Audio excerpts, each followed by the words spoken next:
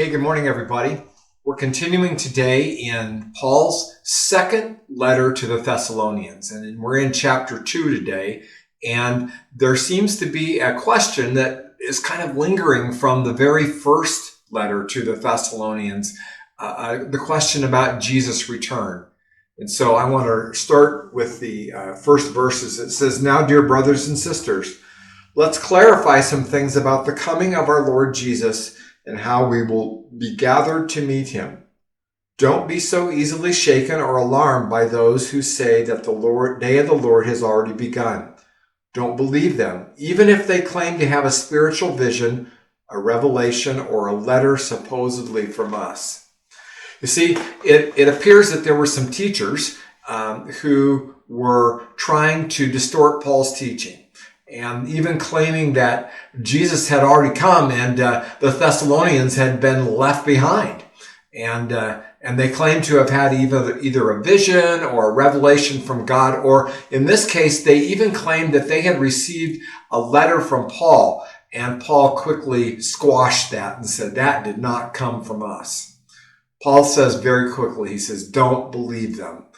And he gives them two reasons why not to believe them, and two reasons why they should be encouraged and to know that they've not been left behind. And the first one comes from verse 3. Paul says certain things have to happen before Jesus is going to come back. In verse 3, we read that. It says, "For that day will not come until there is a great rebellion against God, and the man of lawlessness is revealed, the one who brings destruction." So we learn two things that are going to take place. First of all, that there's going to be a rebellion, most likely some kind of a rejection of God's truth in the church.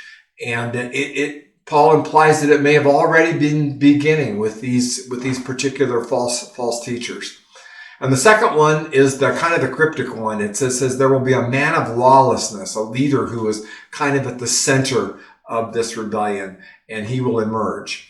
And we skip down into verse 6 and we find out a little bit more. It says, "And you know what is holding him back, for he can be revealed only when his time comes.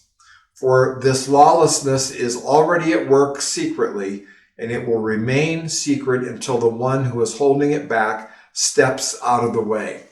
Now, the third thing that's going to happen, there's going to be a rebellion, a man of lawlessness will emerge, and then it says, but there is somebody who is holding him back right now who will step out of the way. And we skip down to verse 8, and we find out that when he steps out of the way, Jesus will defeat this man of lawlessness. And it appears it's going to be almost effortlessly, it says, by the breath of his mouth.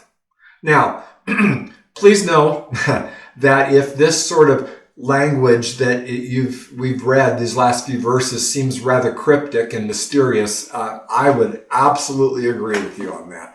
People have debated what this could mean over the years, and I don't think that there's a great answer, but we do know that it was to ease the worry of the Thessalonians that Jesus had left them behind.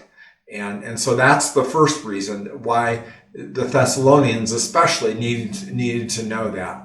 And then Paul gives us a second reason, and I think this one applies to us and the Thessalonians too. Paul reminds us of the power of the gospel and the hope that is ours. And I just want to read some verses that I think bring that forth so powerfully. Verse 14, "He called you to salvation when we told you about the good news, and now you can share in the glory of our Lord Jesus Christ. With all these things in mind, dear brothers and sisters, stand firm and keep a strong grip on the teaching we passed on to you both in person and by letter. And now may our Lord Jesus Christ himself and God the Father, who loved us and by his grace gave us eternal comfort and a wonderful hope, comfort you and strengthen you in every good thing you do and say."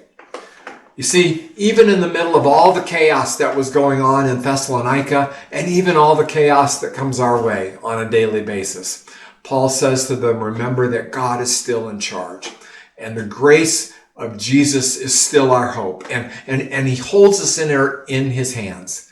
And that's a promise that's good today, and it's good every day. May God give you an incredibly hope-filled day. If these devotional videos are helpful to you, subscribe to our channel and click the notification button so you know when we post a new video. And of course, please share them with others.